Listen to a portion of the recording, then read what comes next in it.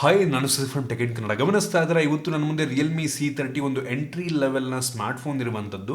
ಈ ಒಂದು ಸ್ಮಾರ್ಟ್ಫೋನ್ನ base variant ಅಂದರೆ 2GB RAM ಮತ್ತು 32GB ಸ್ಟೋರೇಜ್ನ ವೇರಿಯಂಟು ಕೇವಲ ₹7,500 ಲಾಂಚ್ ಆಗಿರುವಂಥದ್ದು. ಆಯಿತಾ, ಈ ಒಂದು ಪ್ರೈಸ್ ರೇಂಜಲ್ಲಿ ಒಂದು ರೀತಿ ಕಾಂಪಿಟೇಷನ್ನೇ ಇಲ್ಲ ಅಂತ ಅನ್ಬೋದು. ಆಯಿತಾ, ಇತ್ತೀಚಿನ ದಿನಗಳಲ್ಲಿ ಮೋಸ್ಟ್ ಆಫ್ ದ ಬ್ರ್ಯಾಂಡ್ಗಳು ಅಂಡರ್ 10K ಅಂದರೆ ₹10,000 ಒಳಗಡೆ ಕೆಲವು ಸ್ಮಾರ್ಟ್ಫೋನ್ ಲಾಂಚ್ ಮಾಡ್ತಿದ್ದಾರೆ. ಕಾಂಪಿಟೇಷನ್ ಇಲ್ದಂಗೆ ಆಗೋಗಿದೆ. ಆಯಿತಾ, ಸೊ ಈ ಒಂದು ಪ್ರೈಸ್ ರೇಂಜಿಗೆ ಒಂದು ಸ್ಮಾರ್ಟ್ಫೋನ್ನ ಪರ್ಚೇಸ್ ಮಾಡ್ಬೋದಾ, ಏನು ಚೆನ್ನಾಗಿದೆ ಏನು ಚೆನ್ನಾಗಿಲ್ಲ ಇದ್ರ ಬಗ್ಗೆ ಕಂಪ್ಲೀಟ್ ಮಾಹಿತಿಯನ್ನು ತಿಳಿಸ್ಕೊಡ್ತಾ ಇದ್ದೀನಿ ಮತ್ತು ಅನ್ಬಾಕ್ಸ್ ಮಾಡಿ ಯೂಸ್ ಮಾಡಿ ನನ್ನ ಎಕ್ಸ್ಪೀರಿಯನ್ಸ್ ಕೂಡ ನಿಮ್ಮ ಹತ್ರ ಶೇರ್ ಮಾಡ್ತೀನಿ. ಅದಕ್ಕಿಂತ ಮುಂಚೆ ನೀವೇನು ನಮ್ಮ tech in Kannada YouTube channel subscribe ಮಾಡ್ಕೊಂಡಿಲ್ಲ ಅಂದರೆ ಈಗಲೇ ಸಬ್ಸ್ಕ್ರೈಬ್ ಮಾಡ್ಕೊಂಡು ಮತ್ತು ಬೆಲ್ಲೈಕನ್ ಕೂಡ ಕ್ಲಿಕ್ ಮಾಡ್ಬೋದು. ಮೊದಲದಾಗಿ ಈ ಒಂದು ಸ್ಮಾರ್ಟ್ಫೋನನ್ನು ಅನ್ಬಾಕ್ಸ್ ಮಾಡೋಣ. ಈ ಒಂದು ಫೋನ್ನ ಬಾಕ್ಸ್ ನೋಡೋದಕ್ಕೆ ನಿಮಗೆ ಈ ರೀತಿ ಸಿಗುತ್ತೆ. ಓಪನ್ ಮಾಡೋದಕ್ಕೆ ಫಸ್ಟು ಸ್ಲೈಡ್ ಮಾಡಬೇಕು. ಸ್ಲೈಡ್ ಮಾಡಿದ ತಕ್ಷಣ ಇದರೊಳಗಡೆ ಇನ್ನೊಂದು ಸಣ್ಣ ಬಾಕ್ಸ್ ಇದೆ. ಅದರಲ್ಲಿ ನಿಮಗೆ ಒಂದು ಸಿಮ್ ಸೆಕ್ಷನ್ ಪಿನ್ನು ಮತ್ತು ಒಂದು user manual, quick start guide ಮತ್ತು ವಾರಂಟಿ ಕಾರ್ಡ್ ಸಿಗ್ತಾ ಇರುವಂಥದ್ದು. ಯಾವುದೇ ಬ್ಯಾಕ್ ಕವರ್ ಇದರೊಳಗಿಲ್ಲ, ಬೇಜಾರಾಗುವಂಥ ವಿಷಯ. ಅದರ ಕೆಳಗಡೆ ಡೈರೆಕ್ಟಾಗಿ ಒಂದು ಸ್ಮಾರ್ಟ್ಫೋನ್ ನಿಮಗೆ ನೋಡೋಕ್ಕೆ ಸಿಗುತ್ತೆ. ಸೊ ಸೂಪರ್ ವಿಷಯ. ಫಸ್ಟ್ ಲುಕ್ಕಲ್ಲಿ ಒಂದು ಫೋನ್ನ ಬ್ಯಾಕ್ ಒಂದು ಸಖತ್ತಾಗಿದೆ ಅಂತ ಅನ್ನಿಸ್ತಾ ಇದ್ರ ಬಗ್ಗೆ ಆಮೇಲೆ ಮಾತನಾಡ್ತೀನಿ. ಅದರ ಕೆಳಗಡೆ ನಿಮಗೆ 10 ವ್ಯಾಟ್ನ ಒಂದು ಚಾರ್ಜಿಂಗ್ ಅಡಾಪ್ಟರ್ ಸಿಗ್ತಾ ಇರುವಂಥದ್ದು. ಈ ಪ್ರೈಸ್ ರೇಂಜಲ್ಲಿ ನಾವು ಅದಕ್ಕಿಂತ ಜಾಸ್ತಿ ಎಕ್ಸ್ಪೆಕ್ಟ್ ಮಾಡೋದಕ್ಕಾಗೋದಿಲ್ಲ. ಮತ್ತು ಬೇಜಾರಾಗುವಂಥ ವಿಷಯ, ಈ ಒಂದು ಬಾಕ್ಸಲ್ಲಿ ಮೈಕ್ರೋ USB ಡಾಟಾ ಕೇಬಲ್ ಇರುವಂಥದ್ದು. ಆಯಿತಾ, ಟೈಪ್ ಸಿ ಕೊಡ್ಬೋದಾಗಿತ್ತು ನಂಗೆ ಅನ್ನಿಸ್ದಂಗೆ. ಇತ್ತೀಚೆಗಂತೂ ಎಲ್ಲರೂ ಕೂಡ ಈ ಬೆಲೆಗೂ ಕೂಡ ಕೆಲವೊಂದು ಸ್ಮಾರ್ಟ್ಫೋನ್ಗಳು ಟೈಪ್ ಸಿಯನ್ನು ಕೊಡ್ತಾರೆ ಪೋರ್ಟನ್ನು, ಬಟ್ ಇವ್ರು ಕೊಟ್ಟಿಲ್ಲ. ನನಗಂತೂ ಬೇಜಾರಾಯಿತು. ಅದ್ರ ಬಿಟ್ಟರೆ ಬೇರೆ ಸಹ ನಿಮಗೆ ಸಿಗ್ತಾರೆ. ಡೈರೆಕ್ಟಾಗಿ ಒಂದು ಸ್ಮಾರ್ಟ್ಫೋನಿಗೆ ಬಂತು ಅಂತ ಅಂದರೆ ಈ ರೀತಿ ನೋಡೋಕೆ ಸಿಗುತ್ತೆ. ಲಿಟ್ರಲಿ ಒಂದು ಫೋನ್ನ ಬ್ಯಾಕ್ ಡಿಸೈನ್ ತುಂಬ ಯುನೀಕ್ ಆಗಿದೆ. ನನಗಂತೂ ಹೆವಿ ಇಂಪ್ರೆಸ್ ಮಾಡ್ತು. ಹಿಂಗಡೆಯಿಂದ ಒಂದು ರೀತಿ ನೋಡಿದ್ರೆ ಯಾವುದೋ ಕಡಿಮೆ ದುಡ್ಡಿನ ಫೋನ್ ಅಂತ ಅನ್ಸೋದಿಲ್ಲ. ಆಯಿತಾ, ಸೊ ಆ ರೀತಿ ಇದೆ ಈ ಒಂದು ಸ್ಮಾರ್ಟ್ಫೋನ್. ಒಂದು ಲೆವೆಲಿಗೆ ಲೈಟ್ ವೇಟ್ ಇದೆ, ಸುಮಾರು 182 ಗ್ರಾಮ್ ವೆಯ್ಟ್ ಇರುವಂಥದ್ದು ಮತ್ತು ಒಂದು ಲೆವೆಲಿಗೆ ತಿನ್ನಾಗಿ ಕೂಡ ಇದೆ. 8.5 mm ಥಿಕ್ನೆಸ್ಸನ್ನು ಹೊಂದಿರುವಂಥದ್ದು. ಫ್ರಂಟಲ್ಲಿರುವಂಥದ್ದು ಗ್ಲಾಸು ಅಷ್ಟು ಈಸಿಯಾಗಿ ಸ್ಕ್ರ್ಯಾಚ್ ಆಗಲ್ಲ. ಫ್ರಂಟಲ್ಲಿ ಅವ್ರು ಯಾವುದೂ ಸ್ಕ್ರೀನ್ ಗಾರ್ಡನ್ನು ಹಾಕಬೇಕಾಗಿತ್ತು. ಸ್ಕ್ರೀನ್ ಗಾರ್ಡು ಇಲ್ಲ, ಬ್ಯಾಕ್ ಕವರ್ನು ಕೊಟ್ಟಿಲ್ಲ, ಸಪ್ರೇಟಾಗಿ ಹಾಕೊಬೇಕಾಗುತ್ತೆ.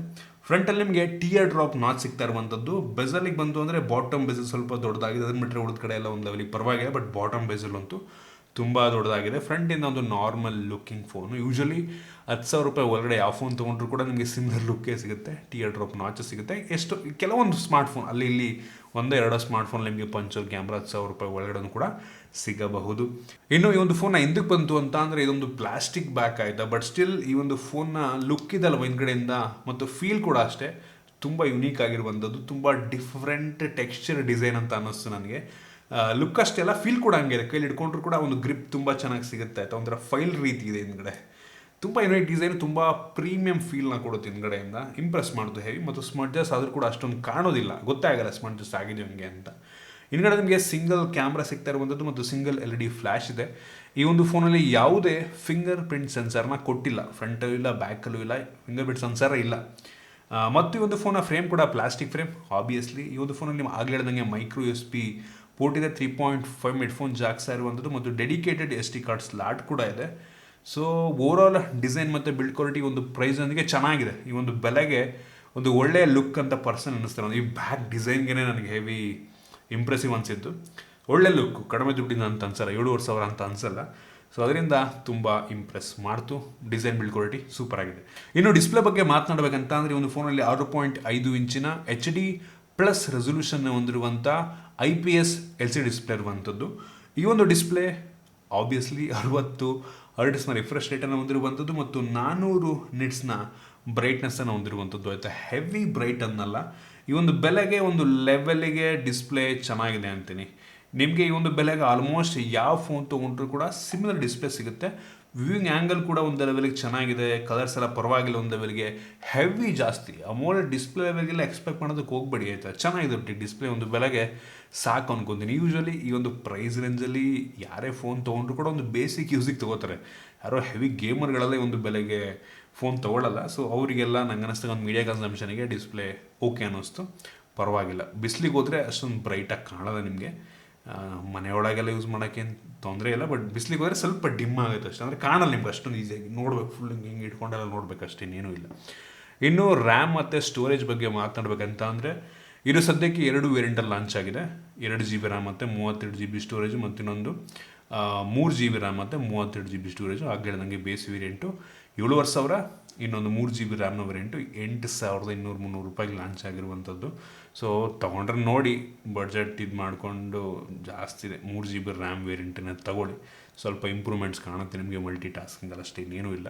ಇದರಿರುವಂಥ ರ್ಯಾಮ್ ಬಂದುಬಿಟ್ಟು LPDDR4X ಮತ್ತು ಸ್ಟೋರೇಜ್ ಬಂದುಬಿಟ್ಟು UFS 2.2 ಸ್ಟೋರೇಜು. ಹೆವಿ ಇಂಪ್ರೆಸಿವ್ ವಿಷಯ. ಈ ಒಂದು ಬೆಲೆಗೆ ನಂಗೆ ಅನಿಸ್ತಂಗೆ ಆಲ್ಮೋಸ್ಟ್ ಯಾವ ಸ್ಮಾರ್ಟ್ಫೋನಲ್ಲೂ ಕೂಡ UFS ಸ್ಟೋರೇಜ್ ಕೊಟ್ಟಿರೋದು ನಾನಂತೂ ಪರ್ಸನಲಿ ನೋಡಿಲ್ಲ. ನಾನಂತೂ ಅನ್ಬಾಕ್ಸ್ ಮಾಡೋದ್ರಲ್ಲಿ ಇದೇ ಫಸ್ಟ್ ಸ್ಮಾರ್ಟ್ಫೋನು 7,500 ರೂಪಾಯಿಗೆ UFS ಸ್ಟೋರೇಜ್ನ ಕೊಡ್ತಾ ಇರೋವಂಥವ್ರು. UFS 2.2 ಸ್ಟೋರೇಜ್ ಈ ಒಂದು ಬೆಲೆಗೆ ಅಂತ ಅಂದರೆ ಕ್ರೇಜಿ ಇಂಪ್ರೆಸಿವ್ ವಿಷಯ. ಅಪ್ಲಿಕೇಶನ್ಗಳು ತುಂಬ ಫಾಸ್ಟಾಗಿ ಲೋಡ್ ಆಗುತ್ತೆ, ಅಪ್ಲಿಕೇಶನ್ ಬೇಗ ಇನ್ಸ್ಟಾಲ್ ಆಗುತ್ತೆ ಕೆಲವೊಂದು ಸಲ. ಆದರೂ ಕೂಡ ಇದರ ಕೆಪಬಿಲಿಟಿ ಅಷ್ಟೊಂದಿಲ್ಲ, ಬಟ್ ಸ್ಟಿಲ್ UFS ಸ್ಟೋರೇಜ್ ಕೊಟ್ಟಿರುವಂಥದ್ದು ತುಂಬ ಇಂಪ್ರೆಸ್ ಮಾಡುತ್ತೆ ನನಗೆ. ಸೂಪರ್ ವಿಷಯ ಅಂತಾನೆ. ಇನ್ನು ಈ ಒಂದು ಫೋನ್ನ ಪ್ರೋಸೆಸರ್ ಬಗ್ಗೆ ಮಾತನಾಡಬೇಕಂತ ಅಂದರೆ ಈ ಒಂದು ಸ್ಮಾರ್ಟ್ಫೋನಲ್ಲಿ ಯೂನಿಸಾಕಿಂದು T612 T612 ಪ್ರೋಸೆಸರ್ ಇರುವಂಥದ್ದು ಆಯಿತಾ. ಈ ಒಂದು ಪ್ರೈಸನ್ಸ್ಗೆ ಒಂದು ಲೆವೆಲ್ಗೆಲ್ಲ ತುಂಬ ಪವರ್ಫುಲ್ ಆಗಿರುವಂಥ ಪ್ರೋಸೆಸರ್, ಮೋಸ್ಟ್ ಪವರ್ಫುಲ್ ಆಗಿರುವಂಥ ಪ್ರೋಸೆಸರ್ ಅಂತ ಬೇಕಾದರೂ ಅನ್ಬೋದು. ನಾನು AnTuTu Benchmark ಚೆಕ್ ಮಾಡ್ದಂಗೆ ಸುಮಾರು 1,75,000 1,80,000 ತನಕ ರೇಟಿಂಗನ್ನು ಕೊಡಬಲ್ಲಂಥ ಸಾಮರ್ಥ್ಯ ಹೊಂದಿರುವಂಥದ್ದು ಈ ಒಂದು ಪ್ರೈಸ್ ರೇಂಜ್ 7,500 ರೂಪಾಯಿಗೆ. ಸೂಪರ್ ವಿಷಯ, ತುಂಬ ಒಳ್ಳೆಯ ಪ್ರೋಸೆಸರು. ನೀವು ಆಲ್ಮೋಸ್ಟ್ ಯಾವ ಫೋನ್ ತೊಗೊಂಡ್ರೂ ಕೂಡ ಒಂದು ಇಷ್ಟೇ ಪರ್ಫಾರ್ಮೆನ್ಸ್ ಕೊಡುವಂಥ ಪ್ರೊಸೆಸರ್ ಸಿಗ್ಬೋದು, ಅಥವಾ ಇದಕ್ಕಿಂತ ಕಡಿಮೆ ಇರುತ್ತೆ. ಯೂಶಲಿ ಈ ಒಂದು G25 ಇಲ್ಲಿಯೋ G25 A25 A35 ಕೊಡ್ತಾರೆ ಕೆಲವು ಜನ, G35 ಅಲ್ಲ, ಇದಕ್ಕಿಂತ ಪವರ್ ಕಡಿಮೆ ಹೊಂದಿರುವಂಥ ಪ್ರೋಸೆಸರ್ಗಳು. ಸೊ ಅದಕ್ಕಿಂತ ಈ ಒಂದು ಪ್ರೋಸೆಸರ್ ಎಷ್ಟೋ ಚೆನ್ನಾಗಿದೆ. So super processor. ಈ ಒಂದು ಬೆಲೆಗೆ ಆರಾಮಾಗಿ ಪ್ರೊಸೆಸರ್ ನೋಡ್ಕೊಂಡು ಅಂತೂ ಪ್ರಿಫರ್ ಮಾಡ್ಬೋದು. ನಾನು BGMI ಚೆಕ್ ಮಾಡ್ದಂಗೆ ಹೈ ಸೆಟ್ಟಿಂಗಲ್ಲಿ ಆಡ್ಕೊಬೋದು ಆಯಿತಾ. ಎಕ್ಸ್ಟ್ರೀಮ್ ಇಲ್ಲ, ಅಲ್ಟ್ರಾ ಇಲ್ಲ, ಹೈ ಸೆಟ್ಟಿಂಗ್ ಆಪ್ಷನ್ ಇದೆ. ಚೆಕ್ ಮಾಡ್ದಂಗೆ ಒಂದು ಲೆವೆಲಿಗೆ ಆಡ್ಕೊಬೋದು ಆಯಿತಾ. ಹೆವಿ ಜಾಸ್ತಿ ಎಕ್ಸ್ಪೆಕ್ಟೇಷನ್ ಇಟ್ಕೊಳಕ್ಕೆ ಹೋಗ್ಬೇಡಿ. ಯೂಶಲಿ ಈ ಪ್ರೈಸ್ನಲ್ಲೆಲ್ಲ ಹೇಳ್ದಂಗೆ ಗೇಮರ್ಸ್ ಯಾರು ಈ ಫೋನ್ ತೊಗೊಳ್ಳೋದು ಒಂದು ಬೇಸಿಕ್ ಯೂಸಿಗೆ, ವಾಟ್ಸಪ್ ಯೂಸ್ ಮಾಡೋದಕ್ಕೆ, ನಾರ್ಮಲ್ ಒಂದು ಕ್ಯಾಮ್ರಾ ಆಗಾಗ ಒಂದು ಫೋಟೋ ಕ್ಲಿಕ್ ಮಾಡೋದಕ್ಕೆ, ಅಥವಾ ಯೂಟ್ಯೂಬ್ ನೋಡೋದಕ್ಕೆ. ಸೊ ಆ ರೀತಿ ಬೇಸಿಕ್ ಕೆಲಸಗಳಿಗೆ ನಂಗೆ ಅನ್ನಿಸ್ತಂಗೆ ಏನು ತೊಂದರೆ ಆಗೋದಿಲ್ಲ. ಬಟ್ ಹೆವಿ ಜಾಸ್ತಿ ಎಕ್ಸ್ಪೆಕ್ಟೇಷನ್ ಇಟ್ಕೊಳಕ್ಕೆ ಹೋಗ್ಬೇಡಿ. ಯೂಸ್ ಮಾಡ್ತಾ ಯೂಶಲಿ ಈ ಒಂದು ಪ್ರೈಸಲ್ಲಿ ಫೋನ್ಗಳು ಸ್ಲೋ ಆಗ್ತಾ ಹೋಗ್ತವೆ.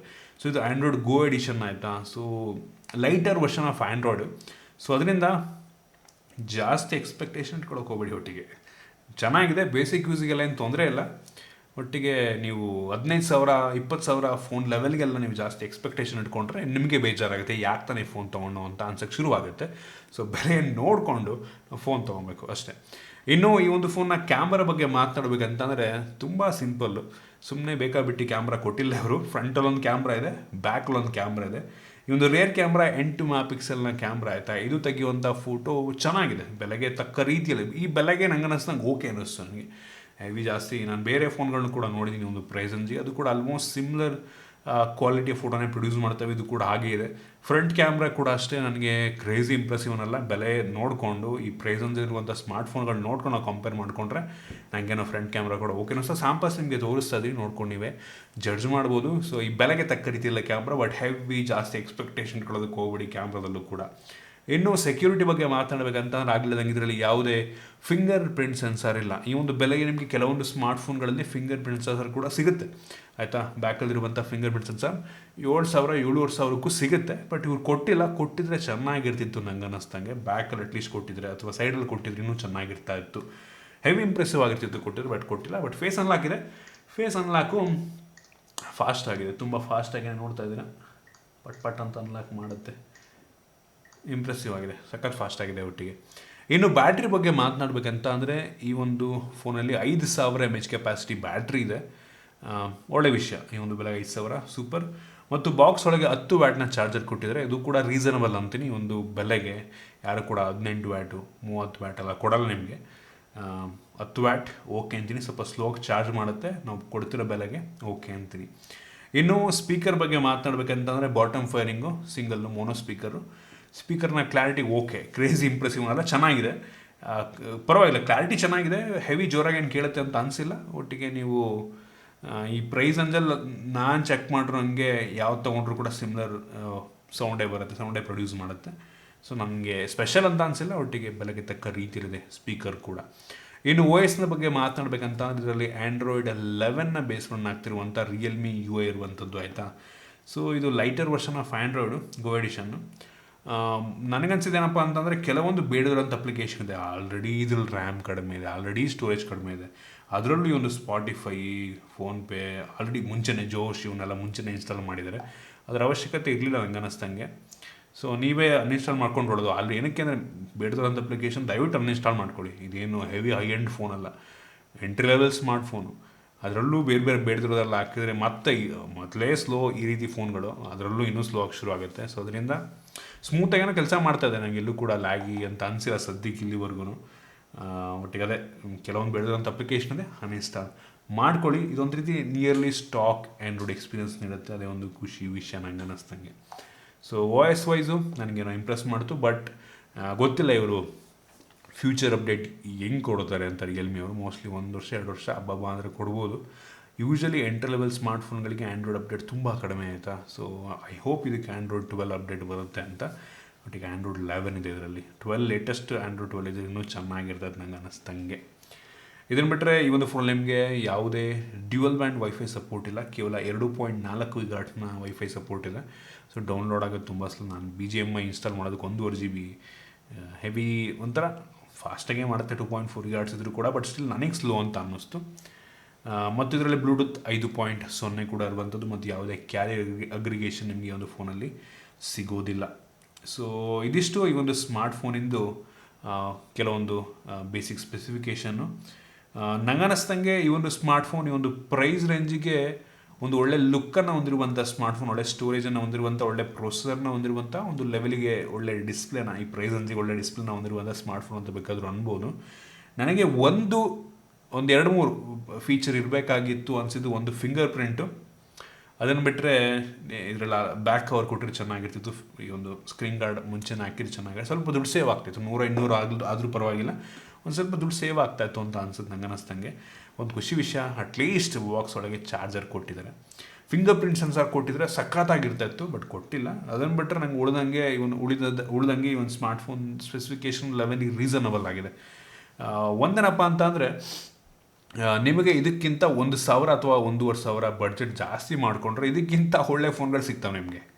ಸೊ ನಾನು ಹೇಳೋದು ಇಷ್ಟೇ, ನಿಮಗೆ ತಗೊಳ್ಳೋದು ಹೆಂಗೂ ತಗೋತೀರಾ. ಯೂಶ್ವಲಿ ಈ ಬೆಲೆಗೆಲ್ಲ ಯೂಶ್ವಲಿ ಅಪ್ಪ ಅಮ್ಮಂಗೂ ಅಜ್ಜಿ ತಾತನಿಗೂ ಫೋನ್ ಕೊಡ್ಸೋದಕ್ಕೆ ಇದನ್ನು ಒಂದು ಆಪ್ಷನಾಗಿ ಇಟ್ಕೊಬೋದು ನೀವು. ಬಟ್ ಸ್ಟಿಲ್ ಯೋಚನೆ ಮಾಡಿ ನೋಡಿ, 1,500 ಬೆಲೆ ಜಾಸ್ತಿ ಮಾಡಿದ್ರೆ, ಇದು 7,500 ಇದೆ, 1,000 1,500 ಬೆಲೆ ಜಾಸ್ತಿ ಮಾಡಿದ್ರೆ ಇದಕ್ಕಿಂತ ಒಳ್ಳೆ ಸ್ಪೆಸಿಫಿಕೇಷನ್ ಹೊಂದಿರುವಂಥ ಫೋನ್ಗಳು ಸಿಗ್ತವೆ. ಸೊ ಅದೊಂದು ತಲೆಯಿಡ್ಕೊಂಡು ಒಂದು ಫೋನ್ ಒಂದು ಚೂಸ್ ಮಾಡಿ ಆಪ್ಷನ್ ಆಗಿ ಇಟ್ಕೊಳ್ಳಿ ಅಂತ ನಾನಂತೂ ಹೇಳೋದಕ್ಕೆ ಇಷ್ಟಪಡ್ತೀನಿ. ಇದಿಷ್ಟು ಒಂದು ಫೋನ್ ಬಗ್ಗೆ ನನ್ನ ಆನೆಸ್ಟ್ ಒಪಿನಿಯನ್. ನಿಮಗೆ ಇದ್ರ ಬಗ್ಗೆ ಏನು ಅನ್ಸುತ್ತೆ ದಯವಿಟ್ಟು ಕೆಳಗಡೆ ಕಾಮೆಂಟ್ ತಿಳಿಸ್ಬೋದು. ಇಷ್ಟ ದಯವಿಟ್ಟು ಲೈಕ್ ಮಾಡಿ, ಶೇರ್ ಮಾಡಿ. ಇದೇ ರೀತಿ ನಮ್ಮ ಬೇರೆ ಬೇರೆ ವಿಡಿಯೋಲಿ ನಮ್ಮ tech in Kannada YouTube channel subscribe ಮಾಡ್ಕೊಂಡಿಲ್ಲ, ಈಗಲೇ ಸಬ್ಸ್ಕ್ರೈಬ್ ಮಾಡ್ಕೊಳ್ಳಿ ಮತ್ತು ಬೆಲ್ ಐಕಾನ್ ಕೂಡ ಕ್ಲಿಕ್ ಮಾಡ್ಬೋದು. ಸಿಗೋಣ ಮುಂದೆ.